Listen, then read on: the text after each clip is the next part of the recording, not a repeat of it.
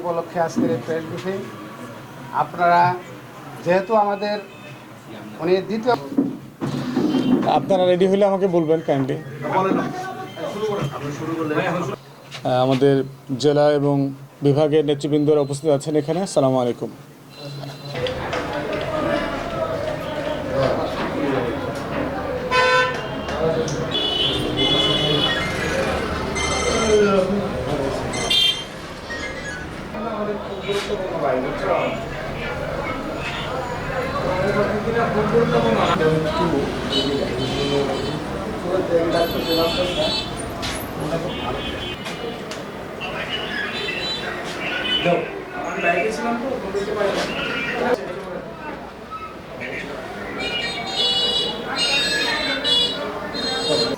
দেশের ইতিহাসের নৃশংসতম গণহত্যা হয়ে গেছে গত বছর জুন জুলাই আগস্টে। এই গণহত্যার জন্য ন্যূনতম কোনো অনুশোচনা আওয়ামী লীগের নেতাকর্মীদের মধ্যে নাই, ন্যূনতম নাই। বাংলাদেশের ইতিহাসের সবচেয়ে বড় গণহত্যা করেছে তারা। পিলখানা গণহত্যা দেখেন, একের পর এক গণহত্যা হয়েছে এখানে। তাহলে মব জাস্টিস হচ্ছে, এইগুলো হচ্ছে মব জাস্টিস আওয়ামী লীগ যা করেছে। অতএব সেই বাস্তবতায় এখন যা হচ্ছে এটা গণ অভ্যুত্থানের রিয়াকশন দেখতে পাচ্ছেন, প্রতিক্রিয়া দেখতে পাচ্ছেন। এবং এটার প্রতিক্রিয়া যদি অন্যান্য দেশের সাথে কম্পেয়ার করেন, বাংলাদেশে কিছুই হয় নাই।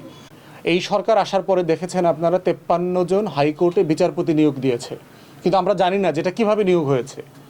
তদবির, অমুক নেতার কোটা, অমুক নেতার কোটা, অমুক দলের কোটা, অমুক অ্যাডভাইজারের কোটা, এই কোটায় কোটায় যে কোটার বিরুদ্ধে আন্দোলনটা হয়েছে গত জুন জুলাই আগস্টে, সেই কোটার ভিত্তিতেই জাজ অ্যাপয়েন্ট হইল। এবং আমরা এটা তীব্র প্রতিবাদ করেছি। আমরা বলেছি যে এইটা একটা প্রসেস হইতে পারে না।